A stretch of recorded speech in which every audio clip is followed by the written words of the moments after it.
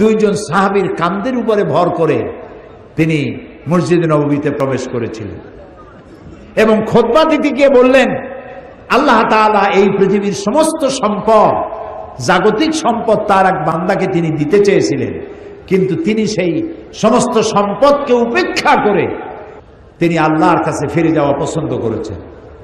কেউ কিছু বুঝতে পারে নাই। হযরত আবু বকর রাদিয়াল্লাহু তাআলা আনহু তিনি কাঁদতেছিলেন। তিনি বুঝতে পেরেছেন এই পৃথিবীর সমস্ত জাগতিক সম্পদ আল্লাহ তাআলা দিতে চেয়েছেন তার নবী মুহাম্মদুর রাসূলুল্লাহ সাল্লাল্লাহু আলাইহি ওয়াসাল্লামকে, আর তিনি সব কিছুকে পরিত্যাগ করে আল্লাহর সাথে দিদারের জন্য তৈরি হচ্ছেন। তার অর্থ হলো আমরা এতিম হয়ে যাব, তিনি বিদায় হয়ে যাবেন। আল্লাহর নবী বক্তব্য রেখে হযরতে আয়েশা সিদ্দিকা রাদিয়াল্লাহু তাআলা আনহার হুজরার ভিতরে তার ঘরে প্রবেশ করলেন। ইন্তেকালের 5 দিন আগে থেকেই প্রচন্ড জ্বরে তিনি আক্রান্ত ছিলেন, মাথায় যন্ত্রণা ছিল, গায়ে ভীষণ জ্বর ছিল। ইন্তেকালের দিন যতই ঘনায় এলো ততই তিনি বেশি ক্লান্ত হলেন, বেহুশ হন, আবার হুঁশে আসেন। রাতের বেলায় হযরত আয়েশা সিদ্দিকা রাদিয়াল্লাহু তাআলা আনহাকে প্রশ্ন করলেন, আয়েশা রে, মসজিদে নববীতে এখন কি হচ্ছে?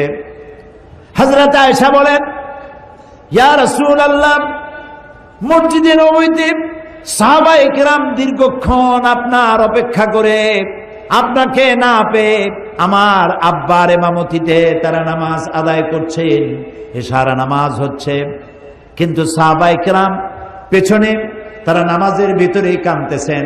তাদের ধারণা হয়েছে রসুলের মেহরাবের ভিতরে, রসুলের মুসাল্লায় হযরতে আবু বকর যখন দাঁড়ায় গেছেন, আমরা এতিম হয়ে গেলাম, আল্লাহ রসুলের পেছনে নামাজ পড়া বোধহয় আর কিসমতে হবে না।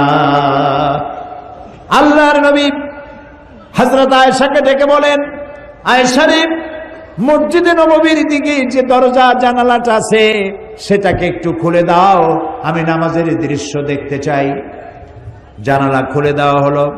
নবীজি মাথা উঁচু করলেন, হযরত আয়েশার কাঁধের উপরে ভর করে রাসূল নামাজের দৃশ্য দেখতে থাকলেন।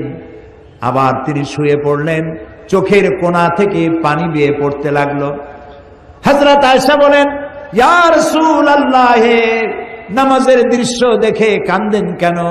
রাসূল বলছেন, আয়েশা গো, এই নামাজের জামাতকে প্রতিষ্ঠা করার জন্য তায়েফের ময়দানে অনেক রক্ত ঝরেছে আমার, ওহদের ময়দানে দান শহীদ হয়েছে, সাহাবায়ে কেরাম জীবন দিয়েছে। আজ এত কষ্টের পরে যে জামাত প্রতিষ্ঠা হলো, আমার এই চোখের পানি কোনো দুঃখের পানি নয়, এটি আমার তৃপ্তির পানি। আমার মনে হলো কিয়ামত পর্যন্ত আমার উম্মতেরা এইভাবে করে তারা জামাতে নামাজ আদায় করবে। নবীজি আবার ব্যবসায় বললেন, আজ আর সাহাবীরা একজনও মসজিদে নববী থেকে কেউ বাড়ি যায় নাই। মসজিদে নববীর ভিতরে বসে তারা কাঁদছেন, না জানি কখন আল্লাহর নবী বিদায় হন। ভেতরে স্ত্রীরা আছেন, হযরত ফাতেমা সব থেকে বেশি কান্নাকাটি করছেন। নবীজি তার দিকে লক্ষ্য করলেন এবং কাছে আসতে বললেন। হযরত ফাতেমা যখন কাছে গেছেন, আল্লাহর নবী হযরত ফাতেমার কানে কি যেন বললেন। এই কি যেন বললেন শুনে হযরত ফাতেমার কান্না বন্ধ হয়ে গেল। হযরতে আয়েশা হযরত ফাতেমাকে ডেকে জিজ্ঞেস করলেন, ফাতেমা গো, আল্লাহর নবী তোমার কানে কি বললেন আর তোমার কান্না বন্ধ হয়ে গেল? হযরত ফাতেমা বলেন, মা, আমার আব্বা জান আমার কানে কানে বললেন, ফাতেমা তুমি কেঁদো না, তোমার কান্না আমার বরদাস্ত হয় না। আমি তোমাকে সুসংবাদ শোনাতে চাই, আমি দুনিয়া থেকে বিদায় হওয়ার পর সকলের আগে তোমার সাথে আমার দেখা হয়ে যাবে। এর দ্বারা হযরত ফাতেমা বুঝতে পেরেছেন রাসূল ইন্তেকালের পরে সকলের আগে হযরত ফাতেমার ইন্তেকাল হবে আর রাসূলের সঙ্গে দিদার নসিব হবে।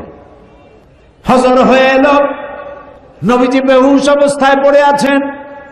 হযরতে জিবরিল আলাইহিস সালাম রাসূলের হুজরার ভিতরে প্রবেশ করে আল্লাহর নবীকে সালাম দিয়েছেন, আসসালামু আলাইকা ইয়া রাসূলুল্লাহ, হে আল্লাহর রাসূল, আল্লাহ পাক আপনাকে সালাম জানিয়েছেন আর জানতে চেয়েছেন আপনি কেমন আছেন। যদিও আল্লাহ সবই জানেন, আপনার মুখ থেকে জানতে চেয়েছেন আপনি কেমন আছেন। আল্লাহ নবী বলেন, জিবরাইল বড়ই কষ্টে আছি। হযরতে জিবরাইল বলেন, ইয়া রাসূলুল্লাহ, আল্লাহ রাব্বুল আলামিনের পক্ষ থেকে আজ এক নতুন ফেরেশতা আমি সাথে করে নিয়ে এসেছি, যেই ফেরেশতা পৃথিবীর কোন মানুষের কাছে যাওয়ার জন্য আসার জন্য অনুমতি চায় না, আজ আপনার খেদমতে আপনার কাছে আসার জন্য অনুমতি চায়। এই যে আমার পেছনে দাঁড়ানো, তার নাম মালাকুল মউত। হযরতে মালাকুল মউত রাসূলকে সালাম পেশ করে বলছেন, ইয়া রাসূলুল্লাহ, আল্লাহ রাব্বুল আলামিন তিনি আমাকে পাঠিয়েছেন আপনার জান কবজের জন্য।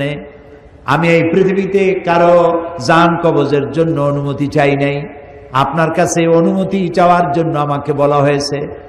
নবীজি বললেন, মালাকুল মউত, আমি যদি অনুমতি না দেই? মালাকুল মউত বলছেন, ইয়া রাসূলুল্লাহ, হে অনুমতি যদি না পাই আমাকে ফেরত যেতে বলা হয়েছে। হযরতে জিবরাইল বলেন, ইয়া রাসূলুল্লাহ, হে আল্লাহ রাব্বুল আলামিন আপনার দিদারের ইন্তজার করতেছেন। আল্লাহ নবী হযরতে মালাকুল মউতকে অনুমতি দিলেন, জান কবজ শুরু হয়ে গেল। নবীজি বললেন, জীবনের শেষ কথা মুখ থেকে বেরোলো, আসসালাত আসসালাত ওয়া মা মালাকাত আইমানুকুম। আমার উম্মতেরা, জীবনের শেষ কথা তোমাদের জন্য রেখে গেলাম, নামাজ নামাজ নামাজ ছেড়ে দিও না। আল্লাহর নবী দুনিয়া থেকে চির জনমের মতো বিদায়ের সময় মেয়ের কথা বললেন না, নাতির কথা বললেন না, জামাইয়ের কথা বললেন না, স্ত্রীর কথা বললেন না, কারো কথা বললেন না। দুটি কথা বলেছেন, আমার উম্মতেরা, নামাজ নামাজ, সালাত সালাত। আর তোমাদের অধীনস্থ যারা কাজ করে খায়, কষ্ট করে, তাদের প্রতি তোমরা নির্যাতন করবে না, জুলুম করবে না, তাদের প্রতি ইনসাফ করবে, আর তোমরা নামাজ সঠিকভাবে আদায় করবে। যেই নবী ইন্তেকালের সময় জীবনের শেষ কথা নামাজ নামাজ বলে দুনিয়া থেকে বিদায় হয়ে গেলেন, সেই নবীর উম্মত দাবি করে আমরা নামাজ আদায় করি না। বিশ্বকবি আল্লামা ইকবাল বলেছেন, মসজিদ মে মরসিয়া খায়ে কে নামাজি না রহি, याने वो साहिबे औसाफे हिजाजी न रही। মসজিদ আজ চিল্লাচ্ছে, মসজিদ আজ কাঁদছে, কই সেই মুসল্লি? বেলালের মতো, আম্মারের মতো, খাব্বাবের মতো, খুবাইবের মতো, আলীর মতো, ওমরের মতো মুসল্লিরা আজ কই? সেই মুসল্লি তো নাই। মসজিদ আছে, সে মুসল্লি নাই। প্রিয় ভাই সব, আজ যারা আমার সামনে বসে আছেন, আমি কি দাবি করতে পারি আজকের এই বিশাল জনসমুদ্র সিলেট শহরে মাঠ ঘাট রাস্তা সব বন্ধ হয়ে গেছে, কোরআন প্রেমিক কোরআন পাগলে ভরে গিয়েছে সিলেট? আমি কি দাবি করতে পারি যে আপনারা যারা নামাজ পড়েন না, অথবা যারা পড়েন অনিয়মিত, যে রাসূল কিয়ামতে পরিচয় না দিলে সুপারিশ না করলে জান্নাতে যাইতে পারবো না, সেই রাসূলের দাবি তিনি নামাজ পড়ার জন্য বলেছেন, আল্লাহ 82 বার বলেছেন, এই নামাজ জীবনেও ছাড়বো না, এই ওয়াদা কি আজকের মাঠে আমরা কি করতে পারি? তাহলে দুহাত উঁচু করুন, বলেন, ইয়া আল্লাহ, তোমার পবিত্র নামে কোরআনের মাহফিলে শপথ করি, কসম করি, যতদিন পর্যন্ত মালাকুল মউত আমার মাথার কাছে না আসতেছে, ততদিন পর্যন্ত ফরজ নামাজ, ফরজ রোজা আর ছেড়ে দেব না, আর ছেড়ে দেব না, আর ছেড়ে দেব না। এবার চিল্লায় বলেন, ইয়া আল্লাহ, আমার আজকের এই শপথ, আমার আজকের এই ওয়াদা, আমার আজকের এই কসম আমার মৃত্যু পর্যন্ত আমাকে পালন করার তৌফিক দাও। আমিন, আমিন, আমিন ইয়া রাব্বাল আলামিন। আল্লাহ তাআলা কবুল করুন, আমরা বলি আমিন। এরপরে মুমিনের ষষ্ঠ চারিত্রিক বৈশিষ্ট্য আল আমিরুনা বিল মারুফ। আল আমিরুনা বিল মারুফ, এটা হলো 6 নম্বর চারিত্রিক বৈশিষ্ট্য, অর্থাৎ ভালো কাজের জন্য আদেশ করা। ইয়ামুরুহুম বিল মারুফে ওয়া ইয়ানহাহুম আনিল মুনকার। সমস্ত নবীদের দায়িত্ব ছিল ভালো কাজের আদেশ করবেন, অন্যায় কাজে মানুষকে প্রতিবন্ধকতার সৃষ্টি করবেন। এটা হলো রাসূলের দায়িত্ব। আল্লাহ তাআলা বলছেন এটা উম্মতের দায়িত্ব। কুনতুম খায়রা উম্মাতিন উখরিজাত লিন-নাসি তা'মুরুনা বিল মা'রুফি ওয়া তানহাউনা আনিল মুনকার। কুনতুম খায়রা উম্মাতিন, তোমরা শ্রেষ্ঠ জাতি। কে বলতেছেন? বলেন সবাই। কাদেরকে বলতেছেন? আমাদেরকে। বলেন কাদেরকে? এই মুসলিম মিল্লাতকে আল্লাহ বলছেন তোমরা শ্রেষ্ঠ জাতি। আহারে, আল্লাহ বললেন শ্রেষ্ঠ জাতি, আর আমি হইলাম দুনিয়ার মধ্যে সব থেকে কপাল পোড়া জাতি, ঠিক না? আজকে পৃথিবীতে সব থেকে লাঞ্ছিত, বঞ্চিত, নিগৃহীত, হোমলেস, স্টেটলেস, সম্মান নাই, মর্যাদা নাই কোন জাতি? এই মুসলমান। অথচ আল্লাহ বলছেন কুনতুম খায়রা উম্মাতিন উখরিজাত লিন-নাস, তোমাদেরকে আমি পৃথিবীতে প্রেরণ করেছি শ্রেষ্ঠ জাতি। তোমরা খায়রে উমাম এবং ইমামে আকওয়াম, শ্রেষ্ঠ জাতি এবং জাতি সমূহের নেতা তোমরা। সুবহানাল্লাহ বলে, আলহামদুলিল্লাহ বলে। তোমাদের দায়িত্ব মানুষকে ভালো কাজের আদেশ দেবে, অন্যায় কাজ থেকে ফিরিয়ে রাখবে। আমরা কি তা করি? আপনার চোখের সামনে একটা যুবক ছেলে সোনার চেন পরেছে গলায়, এই চরম শীতের দিনেও সামনের 3-4টা বোতাম খুলে রাখে যাতে লোকেরা বোঝে উনি একটা কিছু ঝুলাইছে। এটা যখন আপনি দেখেন, আপনি কি তাকে নিষেধ করেন যে বাবা এই সোনাটা তোমার জন্য নয়, পুরুষের জন্য, এক রত্তি সোনাও হারাম। তুমি তো সোনার চেন পরো নাই, তুমি জাহান্নামের আগুনের শিকল পরেছ। এই চেনটা খুলে তোমার মাকে দিয়ে দাও, বউ থাকলে বউরে দিয়ে দাও, বোন থাকলে বোনেরে দাও, কেউরে না দাও বাক্সের মধ্যে ধুয়ে দাও। যেদিন বউ পাইবা সেই দিন বউয়ের গলায় ঝুলাই দিবে। যুবকেরা এখন কানে দুল পরে, দেখছেন না? কানে দুল পরে। আমি লন্ডনে দেখেছি কানে দুল, নাকে ফুল, জিব্বার মধ্যে রিং পড়ছে। কত বড় শয়তান! আমি চিন্তা করছি জিব্বায় রিং পড়ছে, খায় কেমনে? মাথায় কত কায়দার যে চুল, জেল মাইখা সব খাড়া করে তৈরি করে। এরপরে আবার কেউ চতুর্দিক দিয়ে কামায়া মাথার উপরে তালপট্টির দ্বীপের মতো রাখে। আবার আমেরিকায় দেখলাম এক প্রকারের যুবক, যুব শ্রেণীর ছেলে মেয়ে, প্যান্ট পরছে, জামা পরছে, সমস্ত সুতাগুলো বাইর করে ছেঁড়া, হাঁটুর কাছে, হাঁটুর উপরে, নিচে, এদিকে সেদিকে ছেঁড়া ছেঁড়া। তাই মনে করলাম আমেরিকা পৃথিবীর এত বড় ধনী দেশ, আমার দেশের ভিক্ষুকরাও তো এত ছেঁড়া জামা পরে না, এরা কি এতই গরিব? কয় না হুজুর, এগুলোর দাম অনেক বেশি। তারপর কত কায়দার দাড়ি রাখে, দেখছেন অবস্থা? 2 দিকে কামাই না, এখানে হোমিওপ্যাথি মার্কা একটু রাখে, গসা দিল উঠে যায় এরকম।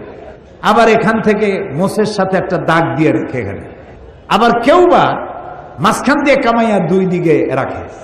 আবার কেউ মোষটা এত ঘন করে ঠোঁটের উপরে দিয়া, এমন ভাবে মোষ ঘন এবং ঢাকা মুখ, 5 ব্যাটারির টর্চ লাইট মারিয়া খোঁজ করে পাওয়া যাবে না যে লোকটা হাসে না কান্দে। আল আমিরুনা বিল মারুফ, ভালো কাজের আদেশ করেন, অন্যায় কাজ থেকে ফিরাবার চেষ্টা করেন। একটা মানুষও যদি ভালো বানাইতে পারেন, কিয়ামতের দিন হতে পারে এটা আপনার জান্নাতে যাওয়ার জরিয়া হয়ে যাবে। একটা মানুষ। নূহ আলাইহিস সালাম আল্লাহর পয়গম্বর, কত বছর বেঁচে ছিলেন? আলফা সানা ইল্লা 50, 50 বছর কম 1000 বছর। কত হয় তাহলে? 950 বছর বেঁচে থেকে হেদায়েত করতে পেরেছিলেন মাত্র 40 জন অথবা 80 জন। অথচ উম্মতে মুহাম্মাদি সাল্লাল্লাহু আলাইহি ওয়াসাল্লাম রাসূলের উম্মতের হাতে হাজার হাজার অমুসলিম ইসলাম কবুল করতেছে, বেনামাজি নামাজি হচ্ছে। আল্লাহু আকবার। তো আপনার কথায় যদি একটা লোক ভালো হয়, আপনি কত সওয়াব পাবেন চিন্তা করেন। তো কাজটা হচ্ছে নবীর, কাজটা হচ্ছে উম্মতের। এখন এই কাজটা হচ্ছে প্রত্যেকটি মুমিন পুরুষ আর নারী।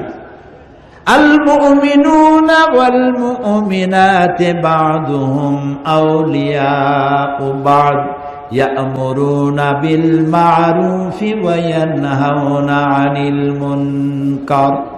মুমিন পুরুষ আর মুমিন নারী তারা হলো পরস্পরের বন্ধু। সুবহানাল্লাহ। মুমিন পুরুষ আর মুমিন নারী পরস্পরের বন্ধু। তাদের কাজ কি? ইয়া'মুরুনা বিল মা'রুফ, মানুষকে শুধু ভালো কাজ, সুন্দর সুন্দর কাজ করার জন্য তাদেরকে উৎসাহিত করবে, আর অন্যায় কাজ যত আছে সবগুলিকে বাধা দিয়া অন্যায় থেকে মানুষকে ফিরাবে। এটা হলো উম্মতের কাজ, জাতির কাজ। আল্লাহ তাআলা বলছেন কাজটার এতই গুরুত্ব, নবী করবে, উম্মতে করবে, প্রত্যেক মুমিন মুমিনাত করবে, তারপরে এটা দলেরও কাজ। ওয়ালতাকুম মিনকুম উম্মাতুন ইয়াদউনা ইলাল খায়র।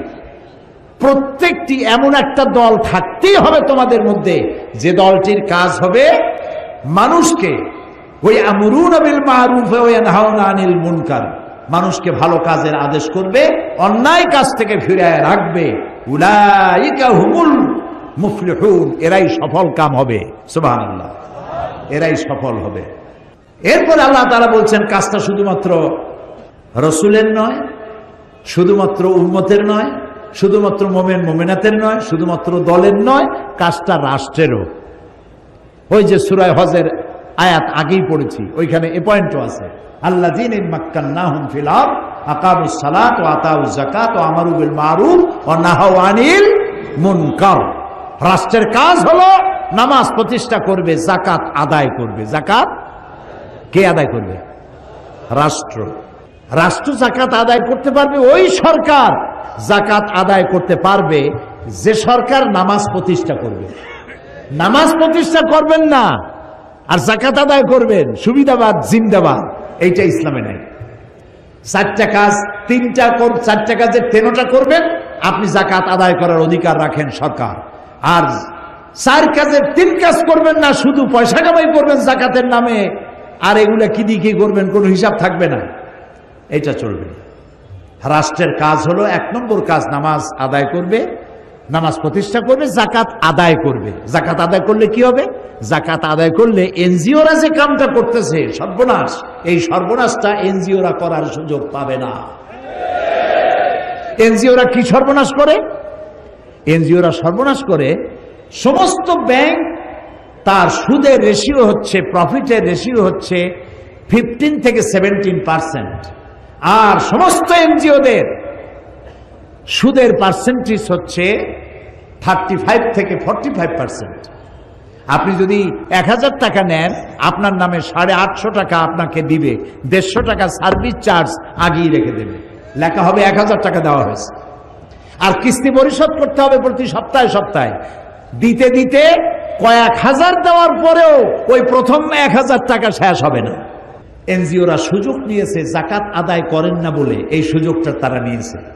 আর যদি গভর্নমেন্ট যাকাত আদায় করে, আমরা একটা জরিপ চালাইছি, একটা জরিপের মাধ্যমে জানতে পেরেছি বর্তমান বাংলাদেশে যদি যাকাত গভর্নমেন্ট আদায় করে তাহলে মিনিমাম 12,000 কোটি টাকা প্রতি বছর যাকাত আদায় হতে পারে। 12,000 কোটি টাকা। আর রয়েছে ওয়াকফ স্টেট। ওয়াকফ স্টেটের নামে লক্ষ লক্ষ একর জমিন, ভ্যালুয়েবল জমিন ভোগ করতেছে মোতোয়াল্লিরা বিভিন্ন জায়গায়, বাপের নামে, দাদার নামে, নিজের নামে ভোগ করতেছে, অথচ সেটা ওয়াকফ করে এটা রাষ্ট্রে। রাষ্ট্র যদি সমস্ত ওয়াকফকৃত ওয়াকফ স্টেটকে নিজের হাতে নিতে পারে আর 12,000 কোটি টাকা যাকাত যদি কালেকশন করতে পারে, বাংলাদেশের দারিদ্র বিমোচনের জন্য, রিলিফ অ্যান্ড রিহ্যাবিলিটেশনের জন্য পৃথিবীর কারো কাছ থেকে একটি টাকাও আনার দরকার না,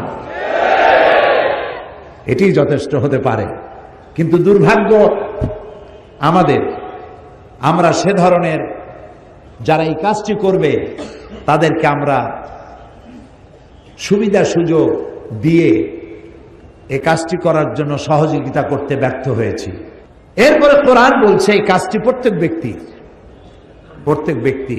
হযরত লোকমান তার ছেলেকে বলছেন, ইয়া বুনাইয়া আকিমিস সালাতা ওয়া আমুর বিল মারুফি ওয়ানহা আনিল মুনকার ওয়াসবির আলা মা আসাবাক ইন্না যালিকা মিন আজমিল উমুর। হে প্রিয় বৎস, নামাজকে প্রতিষ্ঠা করো, আকিমিস সালাত ওয়া আমুর বিল মারুফ, ভালো কাজের আদেশ করো, আর সমস্ত অন্যায় কাজ থেকে মানুষকে ফিরাও। ওয়াসবির আলা মা আসাবাক, আর এই কাজ করতে গেলে বিপদ আসবে, সেই বিপদে ধৈর্য ধারণ করবা। আপনি যখন মানুষকে ভালো কাজের আদেশ করবেন, অন্যায় কাজ থেকে ফিরতে বলবেন, সে তখন আপনার বিরুদ্ধে ক্ষেপে আসবে। আমরা মানুষকে আল্লাহর জান্নাতের দিকে ডাকি, ঠিক না? এই যে 3 দিন ডাকলাম, 3 দিন কথা বললাম, আমার বাপের কথা বলছি, ফরিদউদ্দিন চৌধুরী সাহেব তার দাদার কথা বলছে, কোন মৌলানা সাহেব তার গোষ্ঠীর কথা কইছে, কার কথা বলেছি? আমরা ডাকি আল্লাহর দিকে। আর যারা আমাদেরকে বরদাস্ত করতে পারে না তারা বলে এগুলো স্বাধীনতা বিরোধী। আমরা আল্লাহর দিকে মানুষকে ডাকি কোরআনের পন্থায়। ওরা কয় যে কোরআনের অপব্যাখ্যা করে। ওরে জিজ্ঞেস করা দরকার, বাবা তুমি কি ব্যাখ্যা জানো? ব্যাখ্যা জানলে না তুমি অপব্যাখ্যা বলতে পারো। তুমি তো ব্যাখ্যাই জানো না, তুমি তো কোরআন পড়তেও জানো না। তুমি কি সূরা ফাতিহা পড়তে পারো? এই যে মাতবাড়ি করো, বড় বড় ফিচার লেখো, কলামিস্ট লন্ডন থেকে লিখে পাঠায়, তারপরে এখান থেকে লেখে, কত টাকার বিনিময়ে লেখো, কেউ টের না পাইল, একজন টের পান। তিনি কে? আল্লাহ রাব্বুল আলামিন। সুতরাং আমাদেরকে মানুষকে ভালো কাজের জন্য আদেশ করতে হবে এবং অন্যায় কাজ থেকে ফিরাতে হবে। হযরত লোকমান বলছেন এই কাজটা করতে গেলে বিপদ আসবে, এই কাজটা করতে গেলে বিপদ আসবে, সে তোমার বাধা দেবে, এই যে আজে বাজে কথা বলবে। তখন অসবির আলা মা আসাবাক, যখন বিপদ আসবে বিপদে ধৈর্য ধারণ করবা। হযরতে ইমাম গাজ্জালী তার ইহয়া উলুমুদ্দিন কিতাবের মধ্যে লিখেছেন, সবর শব্দটা আল্লাহ তাআলা কোরআন শরীফে 70 বার ব্যবহার করেছেন। আল্লামা ইমাম ইবনে কাইয়্যিম তিনি তার কিতাবে লিখেছেন, আল্লাহ তাআলা কোরআন শরীফে সবর শব্দটি 90 বার এনেছেন। ধৈর্য ধরলেই তুমি এর সুফল পাবে। তোমার গালি দিলে গালির জবাব গালি দিয়ে দিও না, ইদফা বিল্লাতি হিয়া আহসান, তুমি মানুষের মন্দের জবাব ভালো দিয়ে দাও, তাহলে তোমার দিকে লোকেরা আকৃষ্ট হবে। কোন জোশের কথা শুনলেই ইসলামের শত্রুরা সাবধান, ভাঙিয়ে ফেলবো, ঠ্যাং উল্টাই দেবো, এইগুলো কি স্লোগান আপনারা দেন? দরকারটা কি? কোন শত্রু নাই, সবাইকে বন্ধু বানান। আমি সকলের সাথে বন্ধুত্ব করতে চাই, ইসলামের বাণী শোনাতে চাই। দেখছেন ভারতের বুকে ডক্টর জাকির নায়েক কি সুন্দর করে বলে, কথার মধ্যে কোনো উত্তাপ নাই, গাল নাই, গর্জন নাই, তর্জন নাই, কোনো গ্ল্যামার ছাড়া, কোনো বিজ্ঞাপন ছাড়া একটা টেলিভিশন চলে একটা ব্যক্তি দিয়া, যার দর্শক সংখ্যা কোটি কোটি, এবং তার শ্রোতারা মূর্খ না, যারা শোনে হাইলি এডুকেটেড পারসন, হাজার হাজার বসে বসে তার কথা শোনে। সুবহানাল্লাহ। তার কথা মনে উঠলেই আমার দোয়া আসে শুধু। আমার কাছে মনে হয় মুসলিম মিল্লাতের জন্য আল্লাহর এক নিয়ামত। আল্লাহ জাকির নায়েকের হায়াত দারাজ করে দাও, তার স্মৃতি শক্তি আরো বাড়ায় নাও। একবার শুনলাম এক মহিলা প্রশ্ন করছে ডক্টর জাকির নায়েককে যে, আচ্ছা আপনি তো বললেন হিন্দু মুসলমান খ্রিস্টান বৌদ্ধ সব ভাই ভাই, তো সব যদি আমরা ভাই ভাই হই, আমি তো হিন্দু, ওই মহিলা বলছে আমি তো হিন্দু, তা আপনার মক্কা মদিনে আমরা যাইতে পারি না কেন? এটা কঠিন প্রশ্ন। আমি চিন্তা করলাম কি জবাব দেয়। আমার কাছেও জবাব আছে, কিন্তু উনি কি বলেন সেটা শোনা দরকার। উনি জবাব দিলেন, বোন আপনার বাড়ি কই? কই তো ইন্ডিয়ায়। জন্মস্থান কোথায়? এখানে। আমার জন্মস্থানও এখানে। আচ্ছা বোন আপনি কি জানেন যে ইন্ডিয়ায় এমন এমন জায়গা আছে যেখানে এখানে জন্মগ্রহণ করার পরেও সে জায়গায় আপনি আর আমি যাইতে পারি না, এরকম জায়গার নাম জানেন? কোন এরকম জায়গা থাকবে কেন? আমি ইন্ডিয়া জন্মগ্রহণ করছি, সব জায়গায় যাইতে পারি। উনি বললেন মোটেই না, এখানে এমন এমন জায়গা আছে যেখানে আপনি আমি প্রবেশ করতে পারবো না, তার নাম ক্যান্টনমেন্ট। ক্যান্টনমেন্টে আপনিও ঢুকতে পারবেন না, আমিও ঢুকতে পারবো না। ক্যান্টনমেন্টে ঢুকবে যারা নিরাপত্তার দায়িত্বে, দেশ রক্ষার দায়িত্বে যারা আছে, যে কোনো মুহূর্তে ডাক দিয়ে পড়ে জান দেওয়ার জন্য, রক্ত দেওয়ার জন্য, জীবন দেওয়ার জন্য ঝাঁপায় পড়বে, সেসব সেনাবাহিনীর জন্যই ক্যান্টনমেন্ট তৈরি করা হবে। ওখানে আপনি আর আমি যাইতে পারবো না। ইসলামেরও একটা ক্যান্টনমেন্ট আছে, সেটার নাম মক্কার মদিনা। ওইখানে ওই সব লোকেরাই যেতে পারে যারা আল্লাহর জন্য জান দিতে পারে, মাল দিতে পারে, রক্ত দিতে পারে। প্রিয় বোন, আপনিও যেতে পারবেন। আপনার পাসপোর্টে একটা ভিসা লাগান, ভিসার নাম লা ইলাহা ইল্লাল্লাহু মুহাম্মাদুর রাসূলুল্লাহ। কালকে আপনি মক্কা মদিনা চলে যান। কি সুন্দর জবাব! আমার খালি দোয়াই আসলো যে আল্লাহ তাআলা কি ব্রেন তুমি তাকে দিয়েছো, সুবহানাল্লাহ। তো মানুষকে আপনি বুঝাবেন। আমি একবার